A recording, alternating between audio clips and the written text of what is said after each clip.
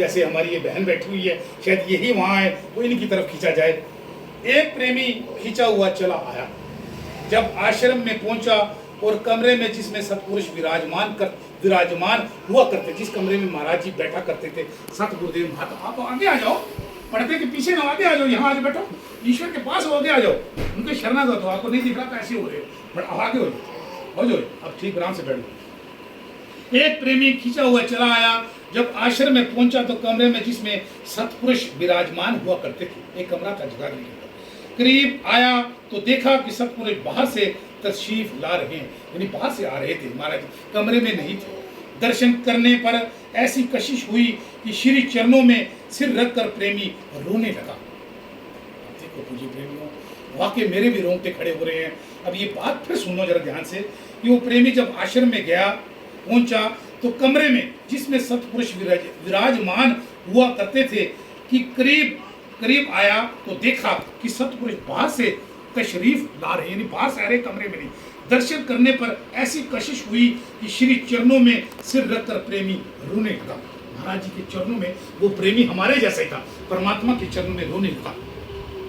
सतपुरुष ने उठाकर उसे साथ ले लिया, उठाया और साथ ले लिया और कमरे में जाकर अपने आसन पर विराजमान हो गए। महाराज जी उसको साथ लेकर उस आसन पे, जिस कमरे में महाराज जी बैठते थे, सतगुरुदेव महात्मा मंगत राम जी, उसको भी अपने साथ उठाया।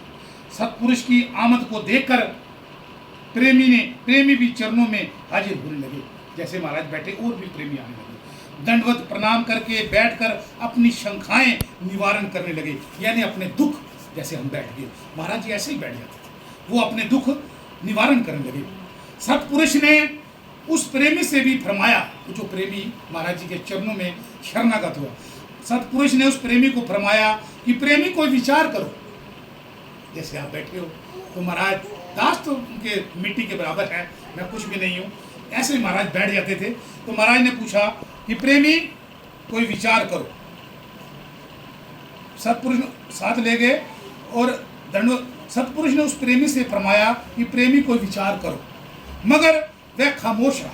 वो प्रेमी खामोश रहा। प्रेमी रोजाना चरणों में हाजिर होता, रोज आता वो, और प्रेमी जो विचार रखते उनके निर्णय को सुनकर, और प्रेमी कई विचार रखते, लेकिन वो प्रेमी चुपचाप निर्णय को सुनकर प्रभावित होता रहता, यानी कि वो अंदर से बड़ा व्याकुल हो रहा था, ऐसे ऐसे विचार जो प्रेमी रखते, और वो महाराज जी एकदम उसका उत्तर देते, सुनकर प्रभावित होता। इसके अलावा सतपुरुष उसे फिर फरमाते कि कोई विचार कर। उस प्रेमी से महाराज कहते रहे कि प्रेमी को विचार, मगर वह खामोश रहता, वो हमेशा खामोश रहता। एक दिन की बात, एक दिन जब वह शहर से आ रहा था और आश्रम के गेट के पास पहुंचा, वही प्रेमी जिसे महाराज जी बार बार विचार के लिए कहते, लेकिन वो खामोश रहता। एक दिन जब वह शहर से आ रहा था और आश्रम के गेट के पास पहुंचा तो ख्याल आया, उसको क्या ख्याल आया कि वह तब सतपुरुष को मानेगा। अब देख लो कितनी बड़ी उसके मन में बात आ गई पूज्य प्रेमी, कि वो सतपुरुष को तब मानेगा कि अगर आज वो चरणों में पहुंचते ही उसका नाम पूछें और 2 दफा पूछें और दिशा के लिए फरमाएं। कि जैसे मैं, अब सत्संग हो रहा है, महाराज जी बैठे हैं, जैसे मैं उस वहाँ पहुँचूँ तो महाराज जी के चरणों में पहुँचूँ तो महाराज जी खड़े होकर मुझे 2 बारी नाम पूछें और मुझे दीक्षा देने की बात करें। वो प्रेमी वो सोच रहा है, देखो कितनी बड़ी बात है पूज्य प्रेमियों, आज आपको पता लगे आप ईश्वर के शरणागत बैठे हो। एक तब मानूंगा जब चरणों में पहुंचते ही उनका नाम पूछें और 2 दफा नाम पूछें और दीक्षा के लिए फरमाएं। उस प्रेमी ने मन में सोच लिया, रोआ के बैठ गया। जब वह चरणों में पहुंचा तो सतपुरुष ने फरमाया, शैतान, अब देखो कितनी बड़ी बात, रब अंतर्यामी परमात्मा, शैतान फकीरों का इम्तिहान लेता है, कहता है कि खुद मेरा नाम पूछे। उस प्रेमी से कहे, बता फिर क्या नाम है। जब उसने नाम बताया तो फरमाया, यही कहा था कि 2 दफा नाम पूछूंगा। गुरुदेव ने फिर से कहा कि प्रेमी यही सोचा था कि मैं 2 बारी नाम पूछेंगे, बता दोबारा तेरा नाम क्या है। महाराज ने फिर पूछा, बता प्रेमी तेरा नाम क्या है। फिर उसने नाम बताया, फिर फरमाया, यही विचार किया था।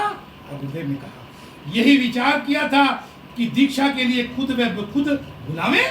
महाराज ने उसको उसके मन की बात बता दी। तब मानूंगा, तब इनको मानूंगा कि ये महान सतपुरुष हैं। अच्छा, कल सुबह आ जाना। महाराज ने उस प्रेमी से कहा, प्रेमी कल सुबह आ जाना। प्रेमी बड़ा ही प्रभावित हुआ। सतपुरुष विचित्र आकर्षण शक्ति के मालिक हो। अब देखो कितनी बड़ी बात। गुरुदेव जिनको आप कह देते हो, हाँ ये महात्मा मंगल राम जी श्री, अरे प्रभु, सतपुरुष विचित्र आकर्षण शक्ति के मालिक, जिनका जन्म जहां हो, जहां उन्होंने नश्वर शरीर को त्यागा हो, जहां उनका नश्वर शरीर 5 तत्वों में विलीन हो, वो जगह तत्व की जगह होती है। मुझे वो है तीर्थ स्थान, ये जगाधरी आश्रम। इससे बड़ा तीर्थ आश्रम नहीं। ये मात्र शक्ति हमारे पास बैठी, इन्होंने भी 2-3 बातें मुझे बताई थी जीवन की, इन्होंने भी बताया था मुझे, इनके ऊपर भी गुरुदेव के करिश्मा हुआ है। तो ये होता है। महाराज कह रहे हैं सतपुरुष विचित्र आकर्षण शक्ति के मालिक और दया दृष्टि में लाजवाब थे। हर किसी के दिल की हालत उन्हें मालूम रहती थी। आज बैठे हैं है तो एक शोक सभा का सत्संग, कोई लेट आ रहा है, कोई रोटियां पकाने के चक्कर में रह गया, कोई बरसात के चक्कर में रह गया, कोई कहता है यार हुणे चले जाएंगे, हुणे चले जाएंगे, पता नहीं कितने सत्संग होता रहेगा। ये तो होते रहते, पहले जीवन के काम तो करो। तो अविदास ये जीवन के काम ही बता रहा है कि मनुष्य का जीवन कैसे सुखी हो सकता है। ऐसे बता रहे हैं किसी के दिल की हालत उन्हें मालूम रहती है, वह दिलों में उतर कर दिल की बात करके सबको प्रभावित कर देते हैं। यही कारण था कि लोग बेखुद खुद और बेखुद उनके चरणों में खींचे आते थे। मुझे प्रेमियों, शेर के पंजे से शिकारी निकल सकता है, गुरुदेव के शरण में आया हुआ प्रेमी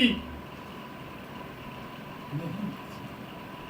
उनके शरणागत हुआ प्रेमी तुरंताई पाकर ही ईश्वर की प्राप्ति कर सकता। जिसने महाराज जी की बात, सतगुरुदेव महात्मा मंगत राम जी के वचन को जीवन में ढाल लिया, मनन कर लिया, अध्ययन कर लिया, अमल कर लिया, बात बन गई। ये मोह छोड़ दो, ये काम क्रोध लोभ मोह अहंकार, ये 5 जो रोग लगे हैं ना, ये मिट जाएंगे, ये मिट जाएंगे। पूज्य प्रेमियों, हमें जागना पड़ेगा, हमें जागना पड़ेगा, क्योंकि महाराज ने कह दिया उसके चरणों में खिंचे चले आते थे और उनकी अपार दया प्यार पाकर एक आनंद सा महसूस करते थे। आनंद। और हम किस चीज को आनंद समझ रहे हैं? पुत्र तिया, कोठी बंगला, करवा चौथ, पति की उम्र लंबी। करवा चौथ से अगर सबके पति बच गए होते तो सारे करवा चौथ ही लगे। श्राद्ध करते हो 364 दिन, तुम्हारे बुजुर्ग कहां खाना खाने जाएंगे? एक दिन श्राद्ध करके बात बनेगी नहीं। सदा दीन दुखियों को, अनाथों को, अंधों को अपने हाथों से अरे कुछ दे दो, तो वो ईश्वर उनके अंदर। कभी गरीब किसी अनाथ को, किसी अंधे को देखो, देखो कितना मन खुश होता है, क्योंकि ईश्वर है अंदर, वो कण कण में है, वो स्वरूप अंदर है, आध्यात्मिक आत्मिक रूप वही है। उसको हमें पहचान करनी पड़ेगी। मानुष का केवल और केवल उस आध्यात्मिक रूहानी ताकत की पहचान करने के लिए मानुष छूला। बाकी ये बच्चे बनाने, ये दौड़ दौड़ के पागल शैन, एक कोठी बंगला कार है, ये सब यही रहता। कुछ नहीं जाना पूज्य प्रेमियों, कुछ नहीं जाना, सब कुछ यहाँ रह जाना है। फिर पछताओगे, क्योंकि मुट्ठी बांधे जगत में आया, अरे हाथ पसारे जाएगा, संग तेरे कुछ ना जाएगा, फिर तू अंत पछताएगा। अरे जाग जाओ, जाग जाओ, फिर जागने का जागो रे जिन जागना, अब जागण की बार, अरे फिर की जागे नानका, जब सोऊं पाऊं पसार। फिर रोएगा, पछताएगा, कुछ नहीं होना, कुछ नहीं होना, क्योंकि ये वेला जागण का है, ये वेला जागण का है। अगर इसमें जागे, गुरुदेव की बात को मान लिया, क्योंकि यहाँ से घर जाएंगे अगर भूल जाएंगे तो फिर किस काम का ये चोला, किस काम का चोला है पूज्य प्रेमियों? यही रह जाना, उठते बैठते सुबह शाम जब भी इस महामंत्र को जो, अगर इस संसार से कुछ पाके जाना है, गुरुदेव कहा करते थे प्रेमी, ये 5 तत्वों का शरीर, अब सुनो कितनी बड़ी बात, यहीं पे संपन्न होने वाला है सत्संग। ये 5 तत्वों का शरीर, जल वायु अग्नि आकाश पताल, इससे बना हुआ शरीर अगर किसी बेवा, किसी गरीब, किसी अनाथ के काम आ जाए तो तेरा संसार में आना सफल हो जाए। नहीं तो किस कारण ये तेरा शरीर है, ये धन दौलत मोदल, ये तो सब ले पुत्र को बुलेट ले दे, किस कारण? ऐ मेरी धी ये दे दौलत तो लगने वाली नहीं है, वो तो मोह है तेरा। उस धी को धन दौलत दे जिसको तू नहीं जानता, उस माता पिता को उठा जिसके साथ तेरा कोई नाता नहीं, क्योंकि उसमें भी सब जीवों से प्रेम कर, तन मन सेवाधार, समता साधन पाके नित परसा जय जयकार। ये विचार, इसी विचार के साथ गुरु आप पे कृपा करें। दास कोई भी अगर मन से कोई दास है तो मानो छोले में अगर कोई शब्द किसी को मन को ठेस लगा गया हो, उसके लिए दास क्षमा प्रार्थी है। दास ने गुरुदेव के जो शब्द थे उसी के ऊपर ही बात रखी है, फिर भी हम मानो छोले में हैं, गलती हो जाती है, उसके लिए क्षमा प्रार्थी। सत्संग का अंतिम चरण वैरागवाणी आदमी प्रेमी खुश हुआ। ओम ब्रह्म सत्यम।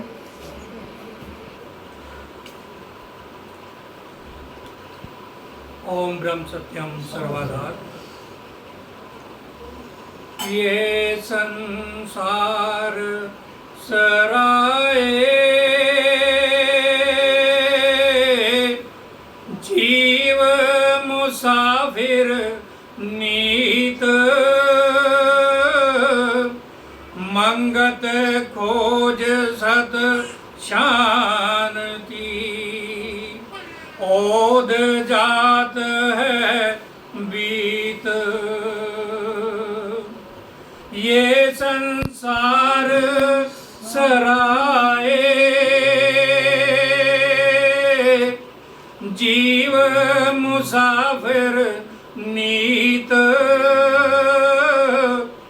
मंगत खोज सत शांति, ओद जात है बीत।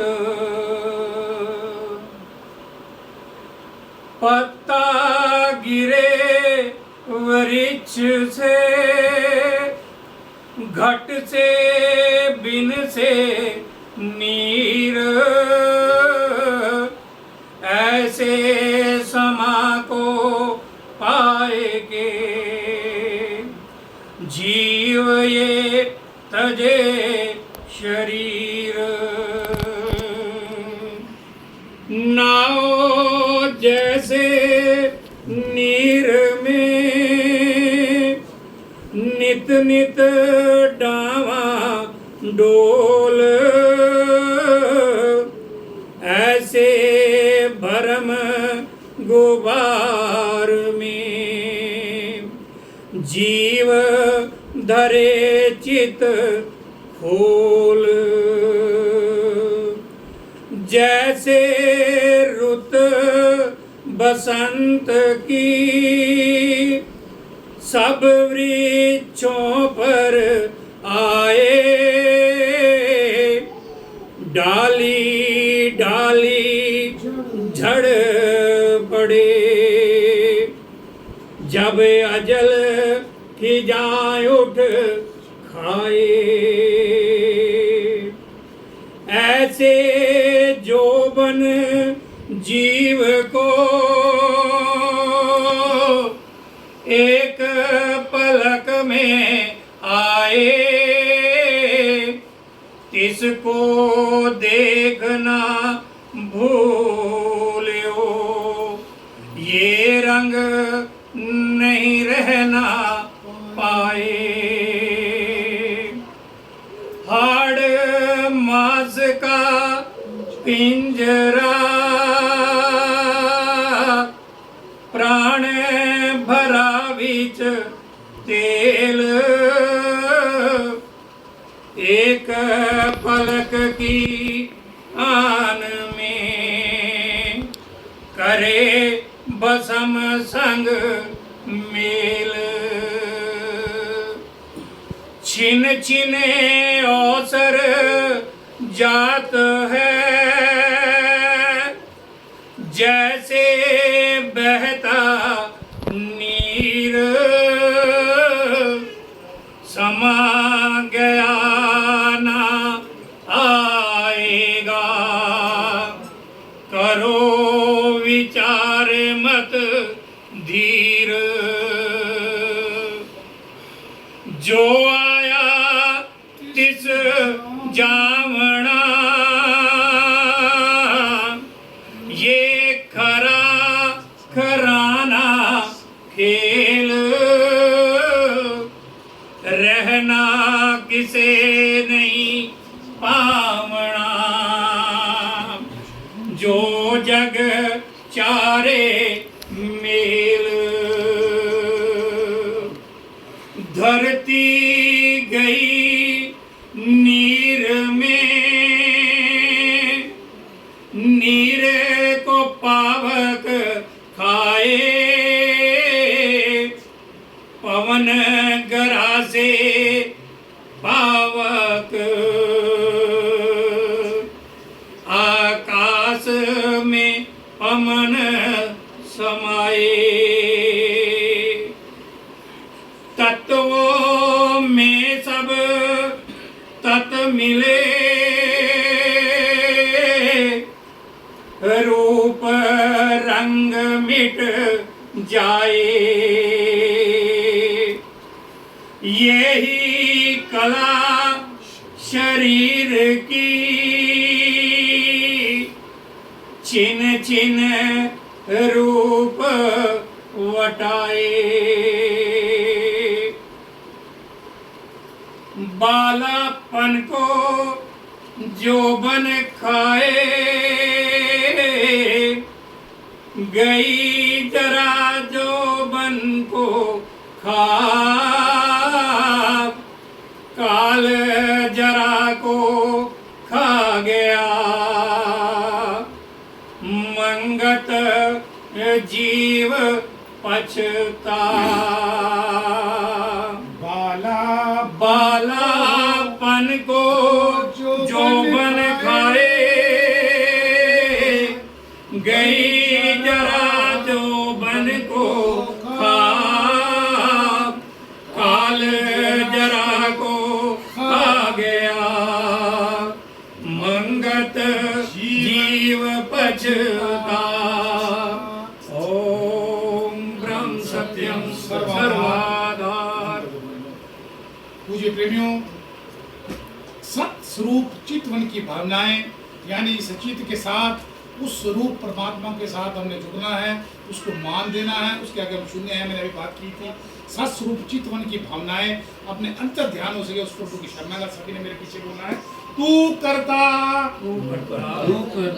तू हरता सर्व तेरी आज्ञा तू नित्य रक्षा तू नित्य सहाय तू दीन दयाल तू नित्य बख्शनहार जो तेरी आज्ञा तू नित्य पतित पावन तू नित्य सर्वाधार तू संगवासी तू ही अविनाशी तू ही सर्व आद तू ही नित अनाद तू ही परम पिता तू ही जगदीश्वर तू ही गोविंद तू ही गोपाल तू ही मंगलदाता तू ही अनंत तू ही बेअंत तू ही अपार तू ही दयाल तू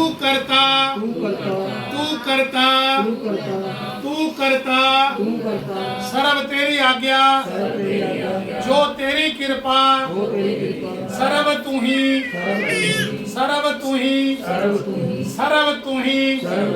आद अंत मध्य तू ही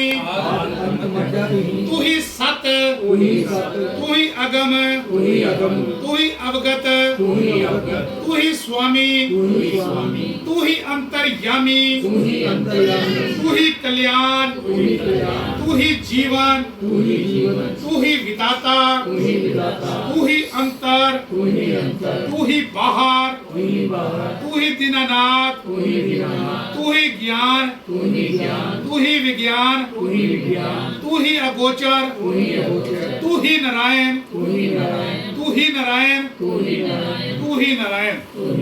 तुम बिन दूजा ना कोई लाखा किसकी टेक सर्व कला समरथ तू धारे रूप नेक तुम बिन दूजा न कोए राखा किस की टेक सर्व कला समरथ तू धारे रूप नेक ओम ब्रह्म सत्यम